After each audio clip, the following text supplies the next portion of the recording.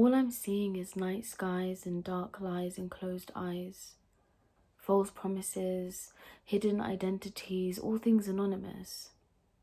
The problem is there is no substance, just empty existence, just material abundance. Reach for the stars, they say. Make it up there one day. Climbing stairs of gold bricks, feeling like we're doing it, we're making it, even though we're faking it. And even gold has its melting point.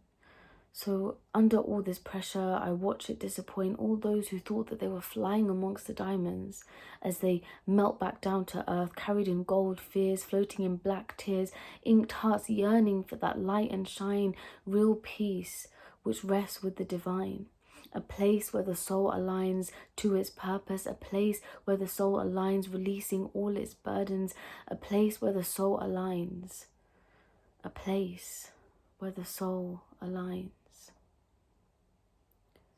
A new dawn, seeping tranquility as the hollow night gives way to transcending wisps of heaven. Answers become clearer the more that you question, the more that you resist automation and dependence. So surrender. Feel familiarity through the incandescence. Let your soul be soothed in soft realizations. Let it be renewed through revelation.